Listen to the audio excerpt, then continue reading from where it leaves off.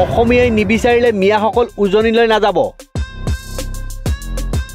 ইচ্ছাৰ বিৰুদ্ধে গ'লে মিয়াৰ সুৰক্ষাৰ দায়িত্ব চৰকাৰে নলয়। মিয়া মুছলমানক মই অসম দখল কৰিবলৈ নিদিওঁ। সদনত মুখ্যমন্ত্ৰীৰ বিস্ফোৰক ঘোষণা।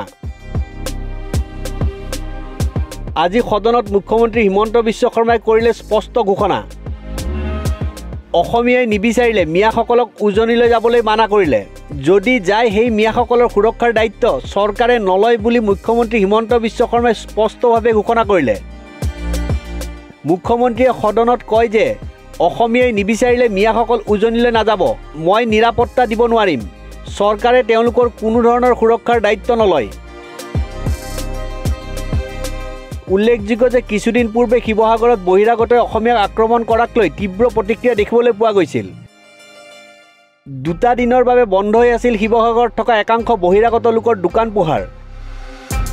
অসমীয়া খিলঞ্জীয়া লোকক মাৰপিট কৰা বহিৰাগতই ৰাজহুৱাকৈ ক্ষমা নোখোজা পৰ্যন্ত বহিৰাগতৰ দোকান বন্ধ ৰখাৰ দাবী জনাইছিল শিৱসাগৰৰ জাতীয় দল সংগঠনে।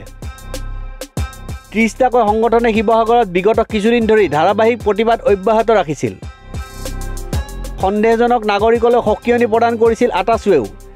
নাজিৰা বালিঘাটৰ ভাড়াতীয়া হিচাপে থকা সন্দেহজনক নাগৰিকক এসপ্তাহৰ ভিতৰত উজনি অসম এৰিবলৈ সকিয়নি প্ৰদান কৰিছিলে আটাছুৱে। এক ফেচবুক পোষ্টযোগে দিছিল এই সকিয়নি।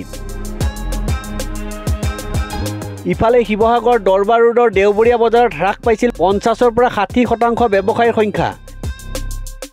ধিংকাণ্ডৰ পিছতেই মিয়াক শিৱসাগৰ এৰি যাবলৈ নিৰ্দেশ প্ৰদান কৰিছিল জাতীয় সংগঠনসমূহে।